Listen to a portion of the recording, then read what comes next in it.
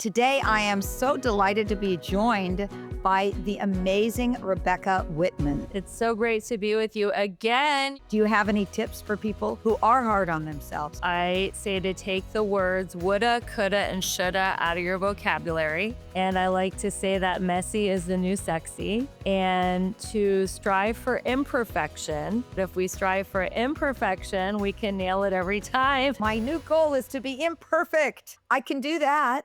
What are some tips that you have for us on overwhelm and overwork? Well, the number one tip is to set boundaries around your energy. Your energy is your most important resource. No is a complete sentence. Don't feel like you have to justify, defend, or explain your no. You talk a lot about the 7 pillars of abundance. I would really love to hear what those are and how they can help us live a more miraculous life. The 7 pillars of abundance are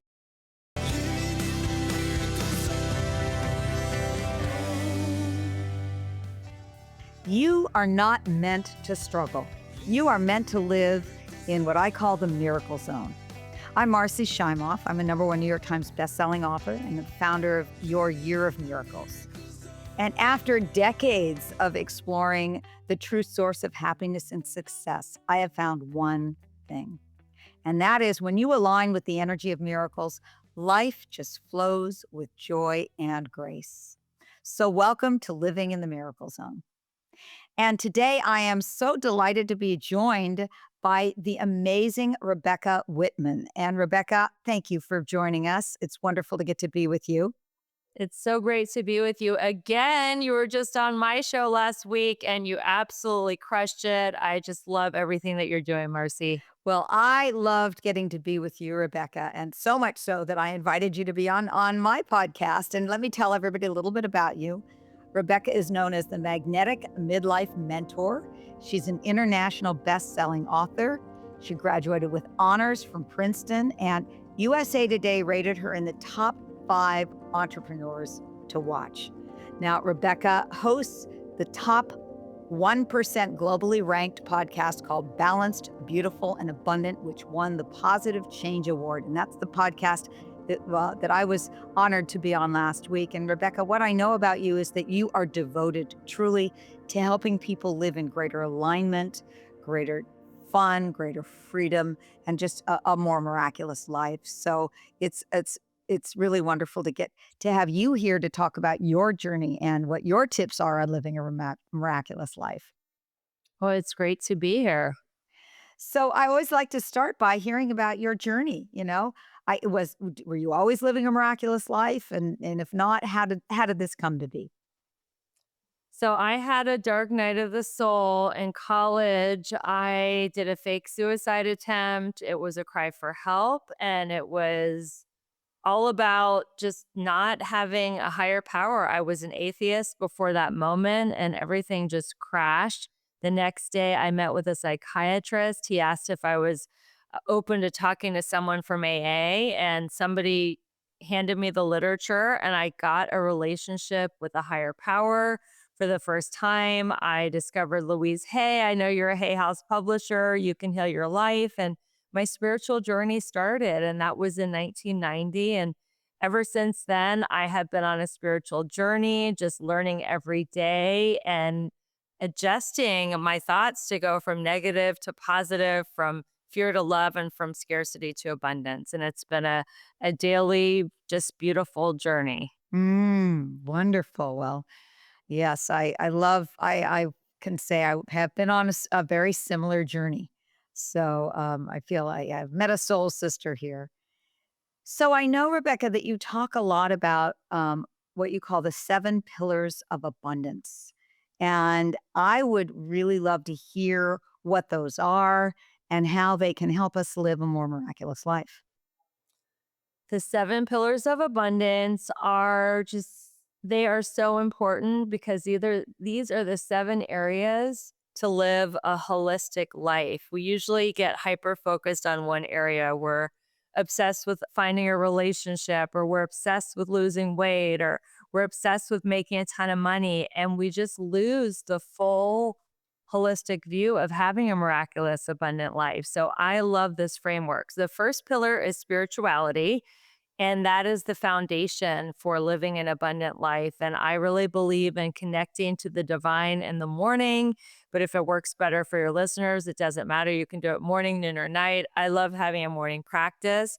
And I discovered when I was 19 a journal format that has completely sculpted my spiritual life. It is a way to go from negative to positive, to learn from my so called mistakes and turn them into assets, to celebrate my wins, to celebrate other people's progress on their spiritual journey. And I call that my abundance journal. I do that every single morning. I pray, I meditate, and then I'm off to start my day. Then I'm on to the next pillar, which is physical.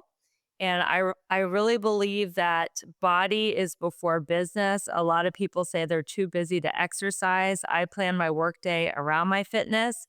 And I feel like our health is our biggest resource because if we have our health, we have every opportunity in the world. We can have miracles. But if we are in the hospital with tubes up our nose, we are very restricted as far as our opportunities. So I really believe in cultivating health as your greatest asset.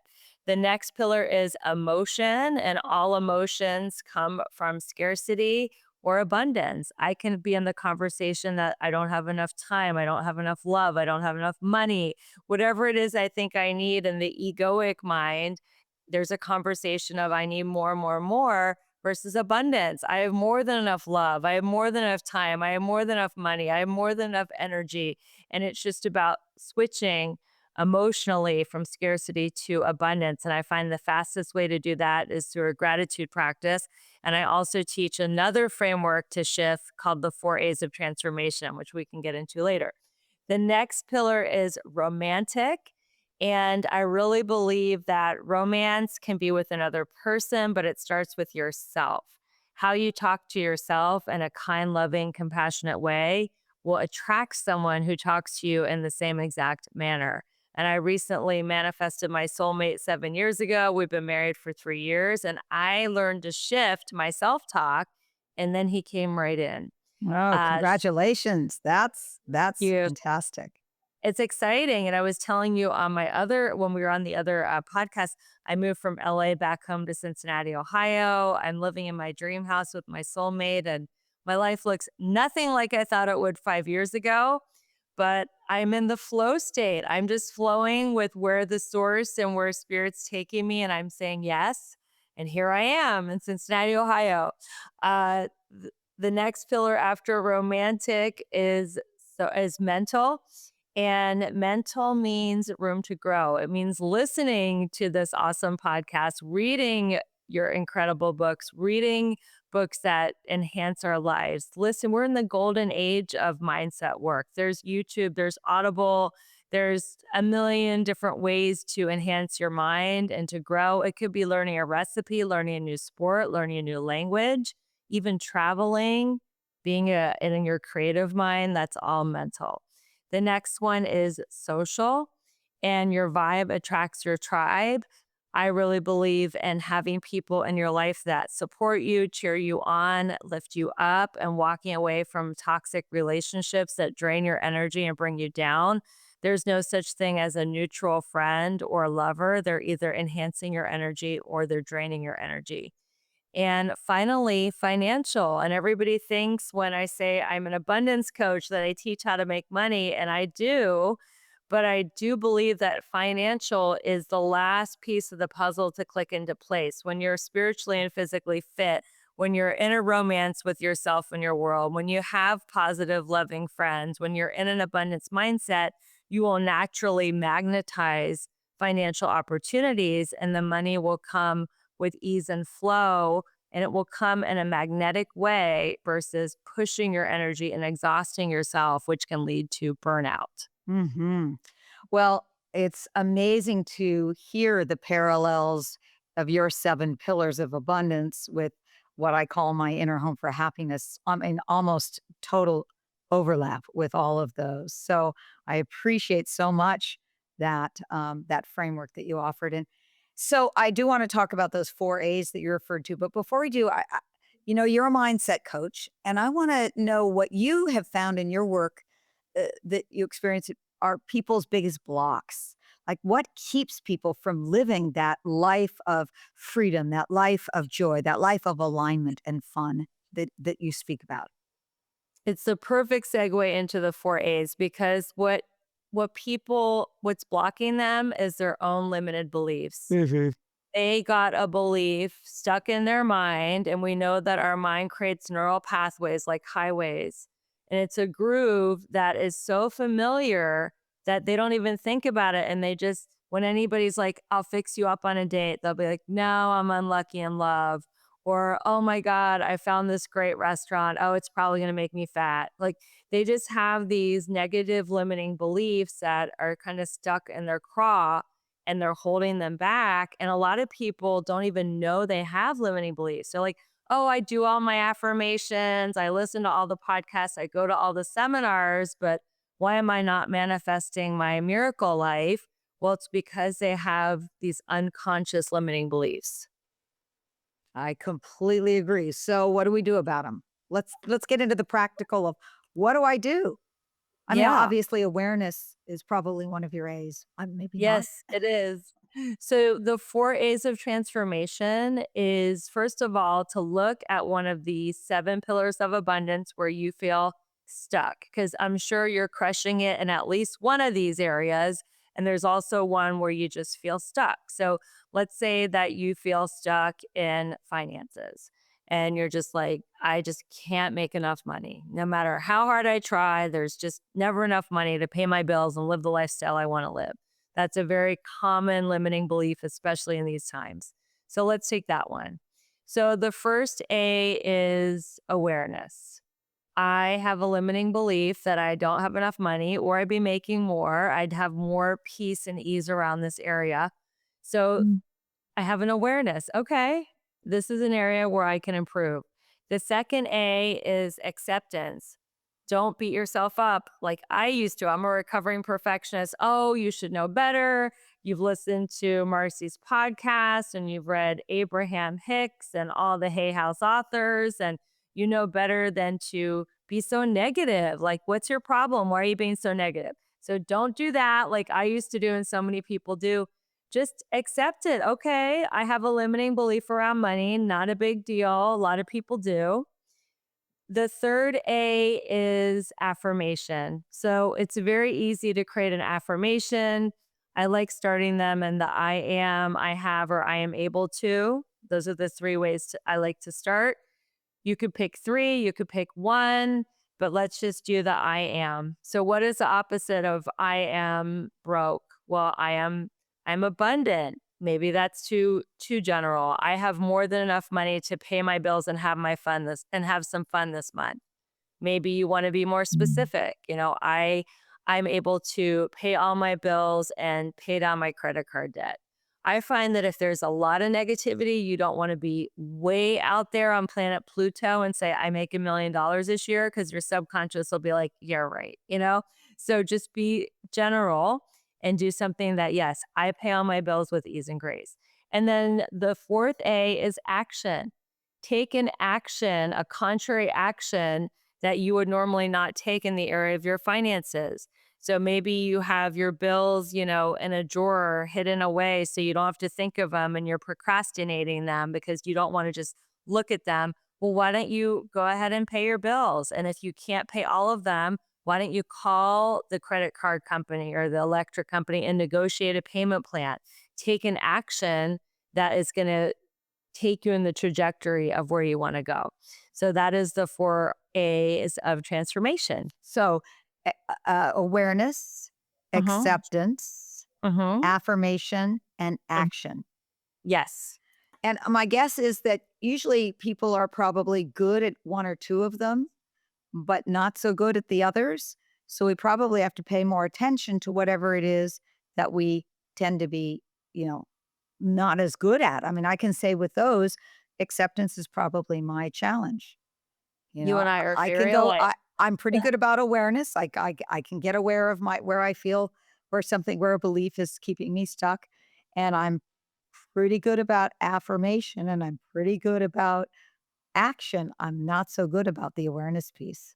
I mean, about the acceptance piece. Do you have any tips for people who have who are hard on themselves or who do have a trouble with that particular step?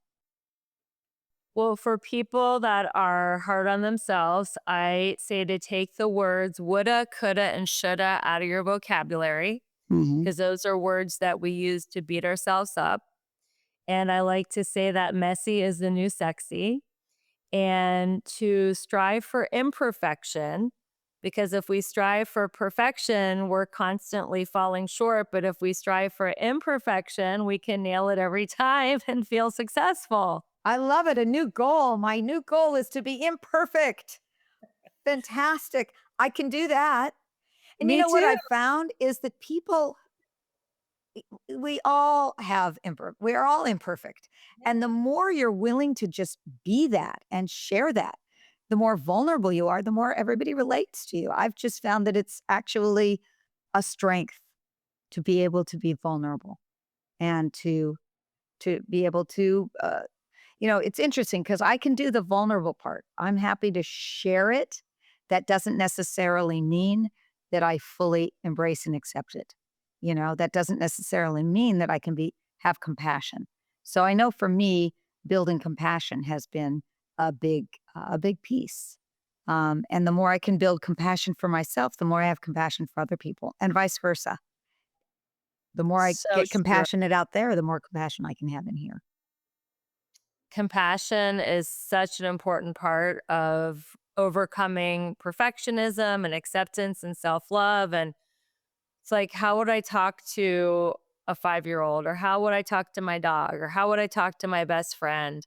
If I'm not talking to myself in that sweet tone, Hmm. then I say, okay, I can be kinder and gentler and sweeter to myself than I'm Hmm. being right now. Yep, absolutely. So I know that you are passionate about empowering women in particular, especially who are overworked and overwhelmed. And I've spent the last 40 years working with primarily women. I have a lot of men as well, but primarily women. And most women I talk to feel overworked and overwhelmed. So what are some tips that you have for us on overwhelm and overwork? Well, the number one tip is to set boundaries around your energy. Your energy is your most important resource, and women just give their energy away without even thinking twice. They give their energy to their friends, their coworkers, their spouses, their kids. And women are taught that the worst thing to be called is selfish. There is like nothing worse in the world to be called as a woman, but I believe that being selfish with your number one resource, your energy, is how you stay out of burnout. So, no is a complete sentence. And don't feel like you have to justify, defend, or explain your no. You just say, no, I can't go. No, I can't do that. Thank you, but I'm not able to do that. And you just don't justify, defend, or explain yourself.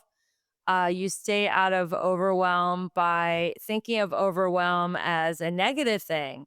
Actually, overwhelm is abundance. Overwhelm means so many people want what you have. They want your time, they want your energy, your input, that you have so much abundance. It's the alternative of overwhelm is to be totally bored, alone, sitting on a bed, staring at the wall, doing nothing. So Mhm. reframe overwhelm. And then time blocking is very important as well. To if you have several projects, like I believe in having multiple streams of income. And a lot of people are like, I don't have the time to do that.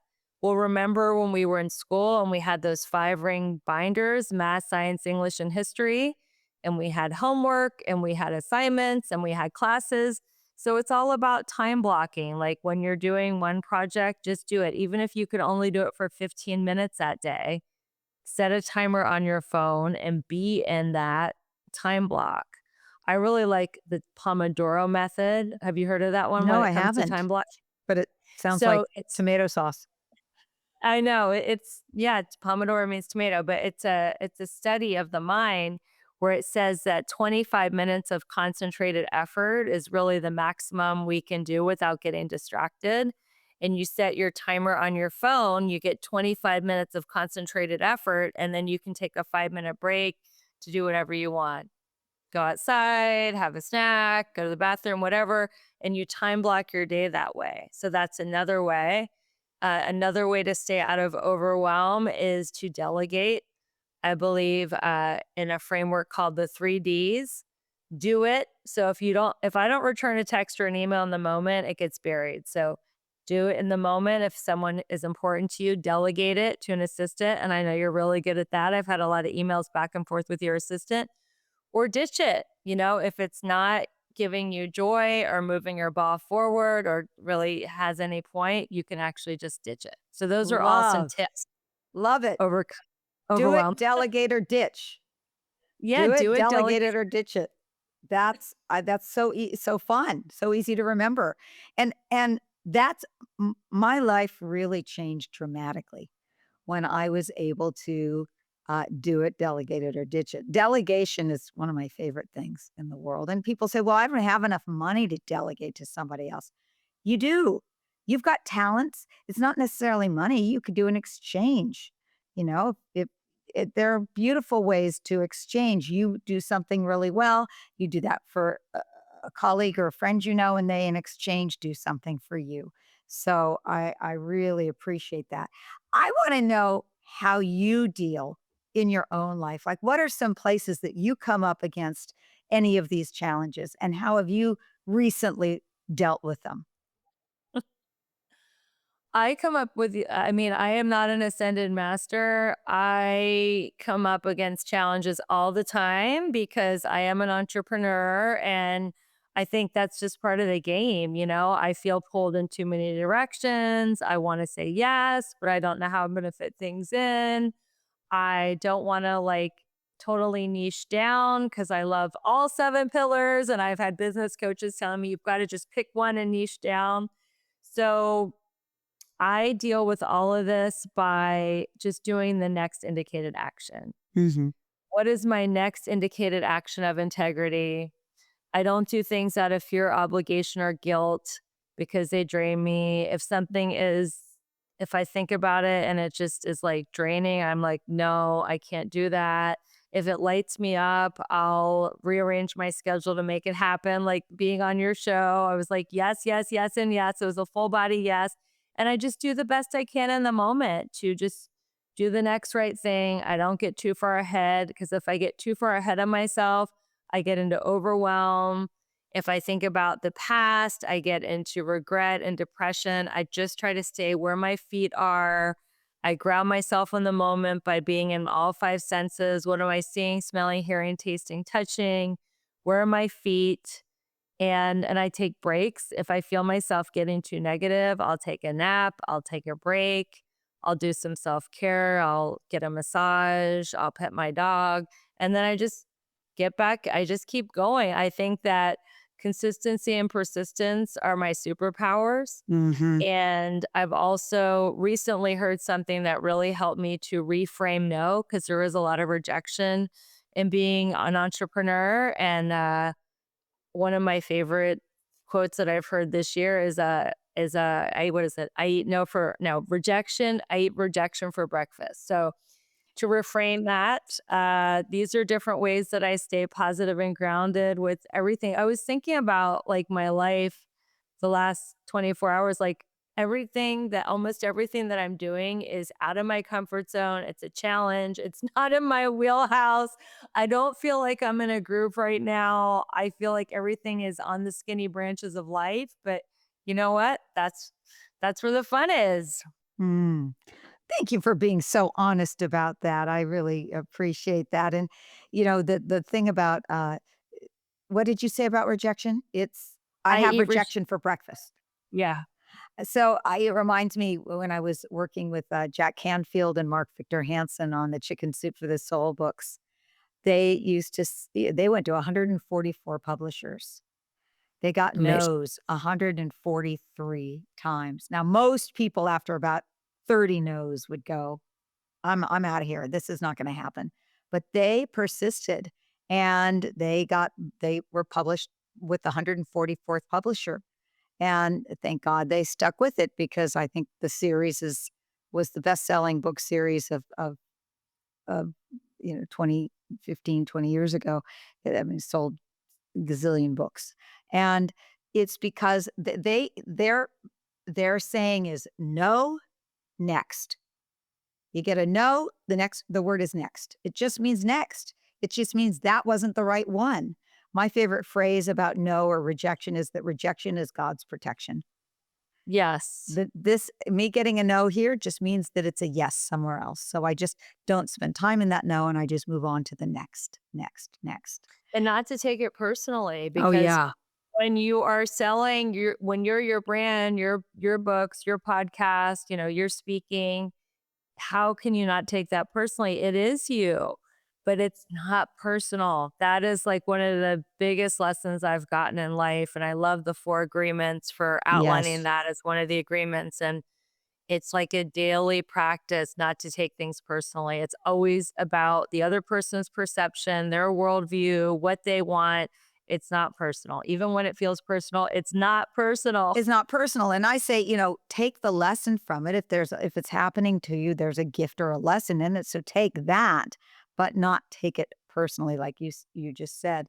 So I want to know for you, what are you most excited about? What's like happening for you that you go, oh, that's what's next for me? What is happening for me is, like I said, I'm in a big life transition moving from LA for 25 years to Cincinnati. Yep.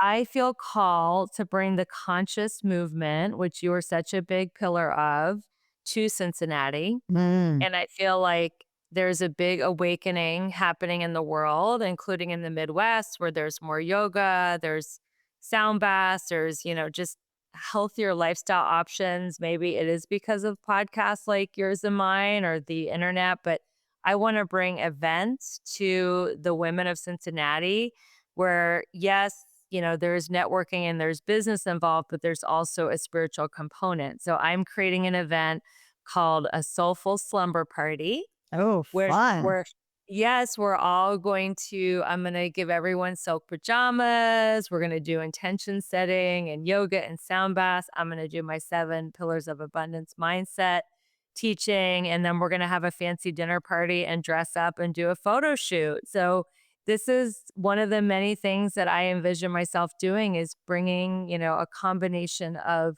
consciousness and business to the women of Cincinnati. And of course, anybody's invited to come from anywhere in the world, but this is what I have coming up Oh, in mid November. that's so fantastic. I love that. What's it called? A something slumber party? What was it? Soulful Slumber Soulful Party. slumber party. Awesome. That's so Remember great. when we had slumber parties, I Marcy? And do. had fun. We just got to wear pajamas and be goofy and hang out, and there was no pressure to like achieve or be anywhere or do anything. And I feel like women are missing that. It's a lot of fun. It is a lot of fun. So great. I love that. And it helps create more oxytocin. Oxytocin is one of those happiness chemicals that we get from bonding and connecting with each other. I think that's why even our podcasts, just listening, being here, part of this podcast, even though we're not in person together, it's creating more oxytocin because we're feeling connected. Anytime we feel connected. And oxytocin is known to be one of the biggest stress reducing hormones for women specifically, 20 times more so than it is for men. So we've just had a really nice oxytocin uh, party here today. I So, love it. Rebecca, I love what you explained with the Pomodoro method about how 25, 30 minutes is kind of the maximum for our attention. And I've always wondered, I try to keep the podcast to somewhere in that range, 30 minutes or so. And now I know why. I can say, well, this is the Pomodoro principle. So keeping with the Pomodoro principle, I just want to ask you, are there any final comments that you have or any final ideas, messages for our listeners? Well, I love that your podcast is about miracles, and the Course in Miracles defines a miracle as a shift in perception. Yes. So that means you can have as many miracles as you want every single day if you're just willing to shift your perception from fear to love, from scarcity to abundance. And the fastest way to do that is to be grateful and to Hmm. be grateful for the simple things having 4 limbs, 10 fingers, 10 toes, having food, shelter, having a cell phone to listen to this podcast, having a car if you have one, just the simplest things. And you can have a miracle. So I hope everybody has at least one miracle today after listening to this beautiful show, if not many more, by continuing to shift your perception. Yes, yes. And share with us. Share with us in the comments what miracles you're experiencing by shifting your perception today or by listening to this conversation. And so, Rebecca, I know that people are going to want to know more about you. We will be including these links in our show notes and all. But if you want to find out more about Rebecca's work, you can go to RebeccaElizabethWhitman.com. And also, I know, Rebecca, you've offered everybody an abundance journal free, and it's got some very powerful journal prompts. And we'll give that link as well. It's at balancedbeautifulabundant.com, and then some other things in there. So, you want to tell us anything about this journal? I found this journal at a 12-step meeting. I was 19. This woman said, "Come sit next to me." To this day, I think she's an angel because I never saw her again. Mm. She gave me these life-changing journal prompts that took my negative thinking and flipped it into positive. It is my number one tool for spiritual development. It has absolutely sculpted my soul. And I love giving that as a gift to people on a spiritual journey because it's just going to help you so much. And I promise you, I am making a guarantee if you write in this journal every day for 10 days, you will have a miracle. And please share it with me and Marcy on our social. Mine is at Rebecca E. Whitman on Instagram. That's the best way to find me. And then all my upcoming events and offerings are on my link in bio and Instagram. And they're also on my pillar.io/Rebecca E. Whitman, which Marcy is going to share in the show notes. Absolutely. Well, Rebecca, thank you so much. You are, my God, I feel like in such a short period of time, we got so much juicy stuff. We got the 7 pillars, we got the 4 A's, we got the 3 D's, we got I'm very feeling very, very full. And I appreciate you. And I also appreciate everybody who is here with us. I feel like we do this together, we are in this journey of living a miraculous life together. And if you were drawn to this conversation, it wasn't by accident.